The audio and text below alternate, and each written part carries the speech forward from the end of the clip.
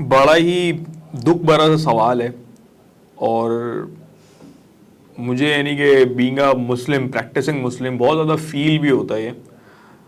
वो सवाल ये है कि पिछले कुछ सालों के अंदर इस्लाम जो है ना वो शिद्दत पसंदी, एक्सट्रीमिज़म, टेररिज्म का नाम बन के रहेगा, और जिस तरह से इस्लाम की धज्जियाँ बिखेरी जा रही हैं, मेरा नहीं ख्याल कि दुनिया के अंदर किसी दीन की या किसी मज़हब की इस तरीके से जो है ना वो धज्जियाँ उड़ाई जाती हूँ।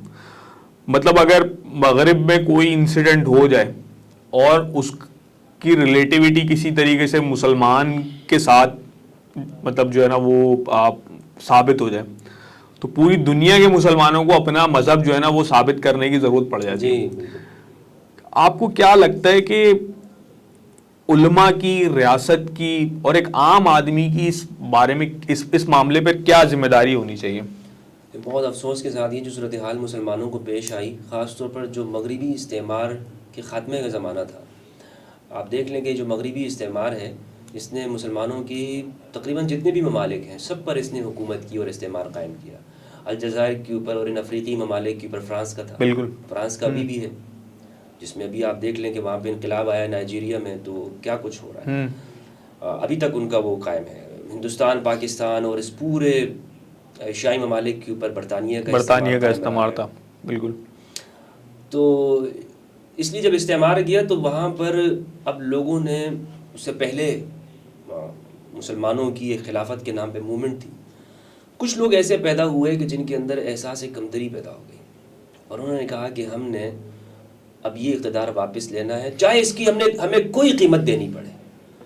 और मुस्लिम माशरों में मुसल्लह जद्दोजहद के नाम पर तहरीकात शुरू हुई कि जिन्होंने ये कहा कि हमने अपने इस सिस्टम को वापस हासिल करना है, और उनका कहना ये था कि ये इस्तेमार यहाँ से जाने के बाद उसने अपने एजेंट यहाँ पे बिठा के चला गया। सही। इसलिए ये लोग काफिर हैं, ये उसी तरह से काफिर हैं जिस तरह हमारे ऊपर पहले मुसल्लत थे। इनको हर तरह से, हर हालत में हमने यहाँ से हटाना है और दीन को कायम करना है, चाहे इसके लिए हमें कोई भी कुर्बानी देनी पड़े। तो ये वो सोच है जो मुख्तलिफ तंजीमात के अंदर पाई जाती है, और यहाँ पर गलबे दीन और उसका जो तसव्वुर है जो जमातें देती हैं, बिल्कुल, ख़ास तौर पर उनसे ये अनसर पैदा होता है।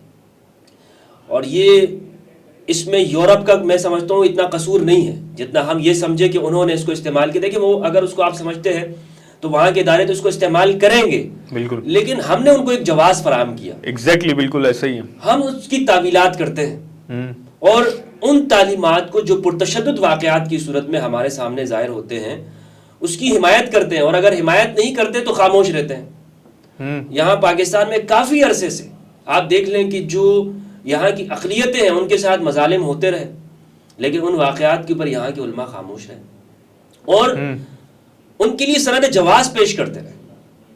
और फोर्स कन्वर्जन के वाक़यात यहाँ पर सिंध के इलाकों में होते हैं, जबरी गुमशुदगियों के वाक़यात हैं, इसी तरह मज़हब तब्दीली के वाक़यात हैं, उलमा खामोश रहे और इसके ऊपर कोई गुफ्तगू नहीं की उन्होंने। ना हमारे यहाँ रियासत के तहत कोई इस तरह कोई टेबल टॉक हुई या लोगों को अवेयर किया गया कि इस्लाम ये लोगों को ज़बरदस्ती मुसलमान बनाने का नाम नहीं है। सूरह यूनुस के अंदर अल्लाह सुब्हानहू व तआला ने फरमाया है कि वलौ शाअ रब्बुका लआमना मन फिल अर्दि कुल्लुहुम जमीआ अफअंत तुकरिहु अन्नास हत्ता यकूनु मुमिनीन।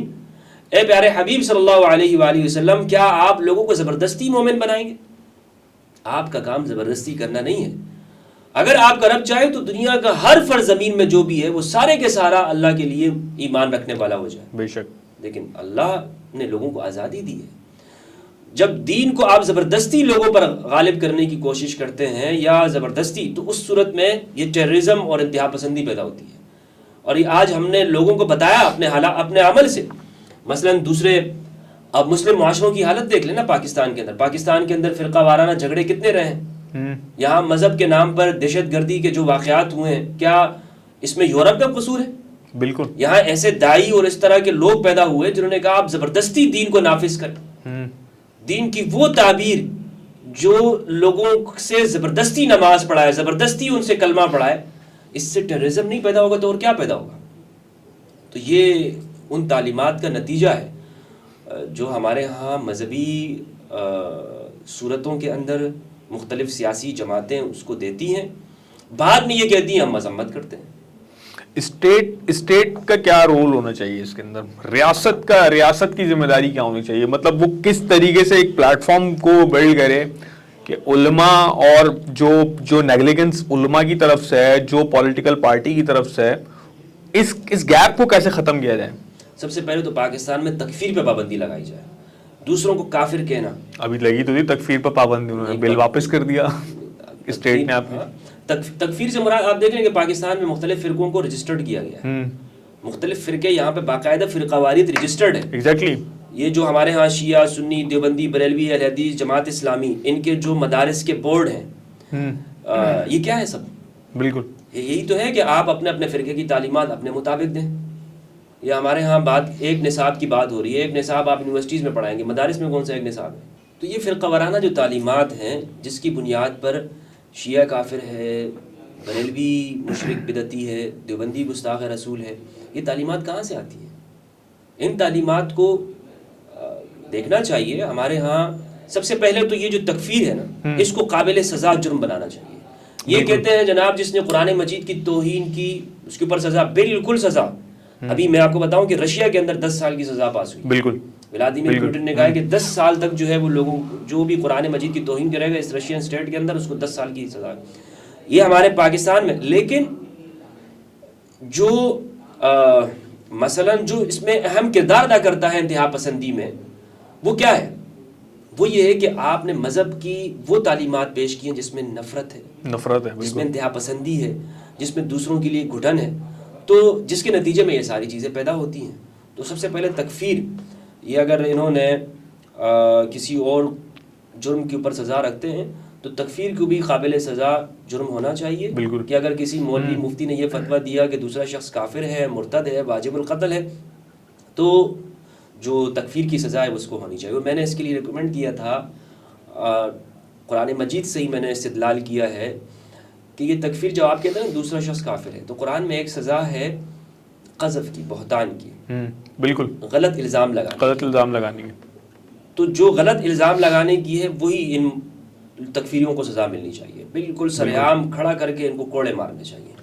ایک تو یہ ہے. دوسری چیز یہ ہے کہ ہم یہاں پر جو مذہب کا سیاسی استعمال ہمارے یہاں ہوتا ہے، بالکل آپ ہر زمانے کے اندر کسی پارٹی کو استعمال کرتے ہیں، تو اگر اس میں اگر ریاست مختلف ہو جائے اور وہ اس کا سیاسی استعمال نہ کرے. ابھی آپ حالیہ بل کو دیکھ لیں، توہین صحابہ بل آیا، ایک سیاسی بل ہے. اس میں سیاسی بل اس لیے میں اس کو کہہ رہا ہوں کہ یہ مختلف سیاسی پارٹیوں کا آپس میں معاہدے کے نتیجے میں آیا، یہ عوامی مطالبے کے طور پر نہیں آیا. بالکل ایسا ہی ہے. عوامی مطالبہ یہ ہے کہ اس کی بنیاد پر آپ دیکھ رہے ہوں کہ یہاں پر عوام کا ایک بہت بڑا مطالبہ ہو، ایک آبادی نے ریفرینڈم کرایا گیا ہو، کوئی اس کے لیے ووٹنگ ہوئی ہو. کوئی اس طرح کا مطالبہ نہیں ہے عوام کا، لیکن مختلف پارٹیوں نے معاہدہ کیا اور اس بنیاد کے اوپر ایک کام آ گیا اور جس نے مزید انتشار پاکستان میں پھیلا دیا. تو مذہب کا سیاسی استعمال اگر ہماری ریاست ترک کر دے اور اس میں یہ لوگ سمجھ جائیں کہ جو نالج ہے جس طرح سے وہ پہنچائے گی، تو انشاءاللہ میں سمجھتا ہوں ہمارے پاکستان کو دنیا بھر میں ترقی سے کوئی نہیں روک سکتا. یقین کیجئے پاکستان میں جو ٹیلنٹ ہے، جو پاکستان میں جو لوگوں سے ملتا ہوں، دین میں جو تڑپ ہے لوگوں کو دین حاصل کرنے کی، عام لوگوں میں عش کر جاتا ہوں میں کہ عام بندہ دین کو کتنا سمجھتا ہے. اچھا، بہت مزے کی بات یہ ہے کہ سب سے زیادہ کام جو دین پر کیا ہے وہ بھی اسی ریجن کے اندر ہوا ہے، مطلب پاکستان، انڈیا اور بنگلہ دیش. میں ایک واقعہ شیئر کر دیتا ہوں، اور ابھی ریسنٹلی وہ مجھے جو ہے نا وہ اسٹوری پتہ لگی. ایک گروپ ہے واٹس ایپ کا، اس پہ نارتھ امریکن مسلم گروپ ہے. وہاں پہ کافی سارے جو ہے نا وہ امریکن مسلمس ایکٹیو ہیں، اور ایکٹیویزم الحمدللہ وہاں پہ بڑا اچھا چل رہا ہوتا ہے. لوگ کافی سارے ایشوز وغیرہ بھی ڈسکس کر رہے ہوتے ہیں. وہاں پہ ایک بھائی نے نا ایک اسٹوری شیئر کری. وہ اسٹوری یہ تھی کہ وہاں امریکہ میں ایک بندے نے اسلام قبول کیا. تو جب اس نے وہاں پہ اسلام قبول کیا تو وہ پریکٹسنگ سائٹ پر آیا، کیونکہ ظاہر ہوتا ہے اس نے ایک اسلام قبول کیا تو ایک تڑپ بھی تھی اس کے اندر.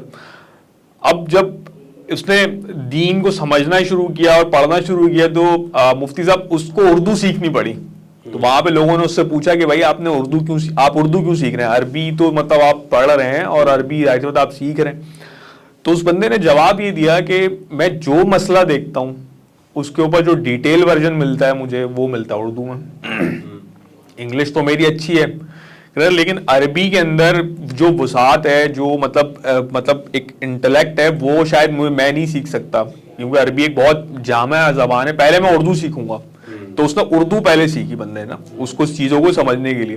اس نے کہا کہ مجھے جتنے بڑے بڑے مسائل کے اوپر یعنی کہ جو تفصیل ملتی ہے، کتابیں ملتی ہیں یا تفاسیر ملتی ہیں ان کے، یعنی وہ اردو میں ہی مجھے میسر ہے. بالکل صحیح. تو اس میں تو کوئی دو رائے نہیں ہے کہ علماء نے جو ہے نا وہ جو کلاسیکل ہمارے علماء ہیں، کلاسیکل اسکالرز ہیں، انہوں نے واقعی بڑی قربانیاں دی ہیں اور اس پہ کام کیا. اچھا مفتی صاحب ایک سوال ہے کہ جو بالکل میں علماء کے کاموں سے بالکل منفی نہیں کر رہا ہوں. جی بات یہ ہے کہ جب آپ ذمہ داریوں کو پوچھتے ہیں معاشرے کے حوالے سے تو اس میں ہمیں کردار نظر نہیں آتا. اگر نہ آپ دین کے حوالے سے دیکھیں تو یہاں پر جو دین کا ابھی تک جو کچھ جس حالت میں بھی ہے اگر باقی ہے تو یہ ان علماء کی قربانی بے شک. اس میں علماء نے چاہے ان کا تعلق کسی بھی فرقے سے ہو، انہوں نے بہت قربانیاں دی ہیں لوگوں تک دین. یعنی ہم نے اگر دین سیکھا تو کہاں سیکھا ہے؟ مدرسے سے پڑھا ہے. بالکل الحمدللہ ہمارے اساتذہ مولوی ہیں، ہم نے بھی یہیں سے انہی مدارس سے. ان مدارس کی یکسر بالکلیہ میں منفی نہیں کر رہا ہوں بالکل. اگر کوئی میری گفتگو سے اگر یہ سمجھ جائے کہ میں اس کا بالکلیہ مخالف ہوں یا منفی کر رہا ہوں، ہرگز نہیں ہے. الیاذ باللہ، میں یہ نہیں کہنا چاہ رہا، میں اپنی ذمہ داریاں بتانا چاہ رہا ہوں. اگر میں نہیں بالکل آپ صحیح کہہ رہے ہیں. اور ہمارا جو بے شک تو اور کس سے کہوں گا میں؟ ایگزیکٹلی ہمارا جو پلیٹ فارم ہے اور کانٹیکسٹ ہے بات کرنے کا وہ بھی یہی ہے کہ بیسکلی جو فرد واحد کی رسپانسبلٹی ہے ایک معاشرے کی بہتری کے لیے، اس کے اوپر ہم بیسکلی جو نا وہ ڈسکس کرنا چاہتے ہیں. میں اس کا شکار رہا ہوں نا، اسی معاشرے کا فرد ہوں. مجھے پتا ہے کہ ایک مولوی بیچارے کی جو تنخواہ اس کو ملتی ہے، بیچارہ وہ کیسے حق بات کر سکے گا. بالکل. تو اس لیے مدارس کے اندر جہاں پر آپ دین سکھاتے ہیں، دینی تعلیم ہوتی ہے، وہاں پر ان کی معاشیات کا بندوبست ہونا چاہیے تاکہ وہ بیچارہ معاشرے میں جا کر وہ چند پیسوں کے لیے وہ دین کو بیچ نہ دے. بے شک بے شک. اس کی فکر نہیں ہوتی ہمارے یہاں. اچھا اسلام جیسے ابھی ریسنٹلی جو پنجاب میں ہوا اس پہ جی وہ خبریں آ رہی ہیں، مولوی صاحب نے جو ہے نا وہ لاؤڈ اسپیکر سے اعلان کر دیا اور وہ پھر اس کے بعد ایک موب نکلا. اور آپ کو پتہ موب مینٹیلٹی ہمارے یہاں کی جو کیا ہوتی ہے، بھیڑ جو جمع ہو جاتی ہے، اور انہوں نے پھر جو کچھ آیا نظر میں وہ یاجوج ماجوج کی طرح کھا گئے، سب کچھ کر دیا انہوں نے. اسلام جو ہے وہ اقلیتوں کے رائٹس کو کیسے پروٹیکٹ کرتا ہے اور دوسرے مذاہب کو کیسے عزت دیتا ہے؟ بہت بہترین سوال ہے آپ کا. دیکھیں سب سے پہلے تو میں اس واقعے کی مذمت کرتا ہوں، انتہائی ظالمانہ صفاقانہ واقعہ. جن لوگوں نے یہ کیا یہ اسلامی تعلیمات سے ناواقف ہیں مسلمان یہ لوگ. ایسا نہیں ہم کہیں گے کہ باہر سے لوگ ہیں، مسلمان لوگ ہیں، لیکن اسلام کی غلط پٹی ان کو پڑھائی گئی. دوسری بات میں آپ کو کریکٹ کرتا چلوں کہ وہ جو اعلان کیا تھا مولوی صاحب نہیں تھے، وہ کوئی وہاں کا ہی کوئی بندہ تھا، مولوی نہیں تھا. اور اس میں یعنی کسی نے بھی اعلان کر دیا ہوگا جو ویڈیو میں نظر آ رہا ہے. تو اب جہاں تک سوال یہ ہے کہ یہ جنہوں نے کیا ہے اسلام کے نقطہ نظر سے تو بالکل حرام کام کیا، اشد حرام کام کیا ہے، بلکہ انہوں نے مذہب کی توہین کی ہے. قرآن مجید کی تعلیمات کو دیکھیں تو غیر مسلموں کے حوالے سے قرآن بالکل کلیئر ہے. وہ غیر مسلم جو آپ کے ملک میں رہتے ہوں، جو پیسفل رہتے ہوں، جو سٹیزن ہے، قرآن ان کے لیے کہتا ہے مواطن، سٹیزنز. جس طرح ایک مسلمان ہے اس طرح یہ بھی آپ کے سٹیزنز ہیں. بالکل. جو ایک مسلم کے حقوق اور حق بنتا ہے وہ اسی طرح ان غیر مسلموں کے حق. بے شک. یہ معاہدین ہیں، ایک معاہدے کے نتیجے میں آپ کے ملک میں رہ رہے ہیں، یہاں پر ووٹ دیتے ہیں، ٹیکس پے کرتے ہیں، یہاں کے دیگر کاموں میں یہ شریک ہوتے ہیں. تو جو حق ایک مسلمان کا ہے وہی بالکل برابر حق اس کا ہے. قرآن مجید نے کہا، سورۃ الممتحنہ کی آیت ہے، 2 آیات ہیں. ایک آیت ہے لا ينهاكم الله عن الذين لم يقاتلوكم في الدين ولم يخرجوكم من دياركم ان تبروهم وتقسطوا اليهم ان الله يحب المقسطين. اللہ تمہیں روکتا نہیں ہے، منع نہیں کرتا ان لوگوں کے ساتھ بر کرنے سے، نیکی کرنے سے، احسان کرنے سے کہ جنہوں نے تمہیں تمہارے دین میں جبر نہیں کیا. بالکل. دین کی وجہ سے تمہیں قتل نہیں کیا اور تمہیں تمہارے گھروں سے نہیں نکالا. جو اس طرح کے 2 کوالٹی والے غیر مسلم ہیں ان کے ساتھ تم نے کیا کرنا ہے؟ اچھائی کرنی ہے، انصاف کرنا ہے. اللہ انصاف کرنے والوں کو پسند کرتا ہے. یعنی قرآن کی اس آیت سے معلوم ہوتا ہے کہ وہ غیر مسلم جو ہمیں قتل نہیں کر رہا ہوتا، ہمارے ساتھ لڑ نہیں رہا ہے، یعنی حربی کافر نہیں ہے، جنگ کرنے والا نہیں ہے، اور اس نے ہمیں ہمارے گھروں سے مجبور نہیں کیا نکلنے کے اوپر، ہم ان کے ساتھ اچھائی کریں. ہرگز ان کے ساتھ برائی نہیں کر سکتے. ان کے ساتھ انصاف کرنا، ان کے ساتھ سچ بولنا ہے، ان کو نقصان نہیں دینا. تو یہ جو لوگ ہیں قرآن مجید کی اس آیت کی روح سے ہمارے لیے ان کے ساتھ انصاف کرنا ہے، ان کو فیسیلیٹ کرنا تھا، ان کو جس طرح ہمارے حق بنتے ہیں اس طرح ان کو دینا تھا. بالکل. اب یہ جو انہوں نے کام کیا ہے جو الزام لگا کہ توہین قرآن کا ہوا اور اس کے بعد پھر جو کچھ ہوا ہے، اور میں نے وہ دیکھا ہے سوشل میڈیا پر کہ ان نوجوانوں کے اوپر جو مسیحی تھے توہین رسالت توہین قرآن کا الزام لگا 295C کے تحت. میں ریاست سے یہ کہنا چاہوں گا کہ ریاست جہاں پر انہوں نے ان مسیحیوں کے اوپر توہین مذہب کا پرچہ کاٹا، اسی موقع پر اول تو ریاست کو اپنا کردار ادا کرنا چاہیے تھا. یہاں پر پولیس والے دیکھیں وہ بالکل خاموش تماشائی بنے ہوئے تھے. یہ ہمارے ریاست کا فیلئر ہے، بالکل ناکام ہوئی ہے. اور دوسری جانب جب ریاست نے اداروں نے ان مسیحیوں کے اوپر 295C لگایا تو شرعی طور پر ان لوگوں نے مذہب کی توہین کی، گرجا گھروں کی توہین کی. اور گرجا گھر ہے وہاں پر بائبل ہوں گی، مقدس کتابیں ہوں گی، ان کی بھی توہین ہوئی ہوگی، وہ بھی جلے ہوں گے وہاں پر. ان کے اوپر بھی 295C لگنا چاہیے. بالکل اس موب کے اوپر یہ جتنے بھی لوگ وہاں پر موجود ہیں، خواہ ان کا تعلق کسی بھی مذہبی جماعتوں سے، ہمارے ہاں لوگ ان سے جا کے گلے مل رہے ہیں، معافیا مانگ رہے ہیں. یہ سسٹم ہے، یہ نظام ہے. یہاں پر آپ غیر مسلموں کے حوالے سے ان کو انسان کے اعتبار سے دیکھیں نا. آپ مسلم اور کافر کے اعتبار سے کیوں دیکھ رہے ہیں اپنے سٹیزنز کو؟ جب بات ہوتی ہے 14 اگست کے اوپر تو ہم یہ کہتے ہیں کہ یہ سفید، اس جھنڈے کے اندر سبز ہلالی پرچم میں سفید رنگ کا جو ہے یہ اقلیتیں ہیں، بالکل، اور یہ سبز یہ مسلمان ہیں. تو اس پہ لطیفے بھی بہت سارے موجود ہیں. ہم نے کیا کیا ان کے لیے؟ صحیح بات ہے، ان کے لیے تو ہم نے زندگی کو اجیرن کر دیا. میں نے سوشل میڈیا پہ دیکھا کہ لوگ جان بچا کر وہاں پہ بچے، عورتیں، گھر والے وہ کھیتوں میں جا کے سو رہے ہیں. بالکل ایسے ہی انسانیت ہے. مذہب کے نام پر درندگی ہے. یہ بالکل نام لیتے ہیں جناب ہم پیغمبر اکرم صلی اللہ علیہ وسلم کے ماننے والے، رحمت للعالمین. وہ رحمت للعالمین کی ایک موقع کے اوپر جنگ میں آپ صفے صحیح کر رہے تھے اور چھڑی لگ گئی ہلکے سے، آپ سب کچھ درست کر رہے تھے تو ایک نوجوان آگے بڑھا، اس نے کہا یا رسول اللہ آپ نے مجھے تکلیف پہنچا دی، میں بھی آپ سے انتقام لینا چاہتا ہوں. آپ سے انتقام. تو رسول اللہ صلی اللہ علیہ وآلہ وسلم نے اپنے آپ کو پیش کر دیا. لو سبحان اللہ، پیش کر دیا. اس نے کہا کہ آپ نے جب چھڑی سے مجھے پیچھے ہٹایا تھا تو اس موقع پہ میرے قمیض نہیں تھی اور آپ کی تو قمیض ہے. رسول اللہ صلی اللہ علیہ وآلہ وسلم نے قمیض مبارک کو اوپر کر دیا تو وہ آگے آپ سے لپٹ گیا. یا رسول اللہ میری خواہش تھی کہ میں آپ کو جسم کو چوموں، یہ تو میں نے بہانہ اختیار کیا تھا. لیکن آپ دیکھیں کہ پیغمبر اکرم صلی اللہ علیہ وآلہ وسلم نے اپنے آپ کو پیش کیا. تو جب ہم اس جلیل القدر مقدس ہستی کے ماننے والے، رحمت للعالمین، تمام انسانوں کے لیے رحمت، کے لیے پوری انسانیت کے لیے رحمت ہے، پورے جہانوں کے لیے رحمت ہے، پیغمبر دو عالم صلی اللہ علیہ وآلہ وسلم محسن انسانیت صلی اللہ علیہ وآلہ وسلم فداہ ابی و امہ، ان کے ساتھ جب ہم یہ نام لیتے ہیں لیکن دوسری طرف ہم دیکھیں اقلیتوں کے لیے، انسانوں کے لیے جو ہمارا عمل ہے، بہت افسوس ہے، بہت افسوس.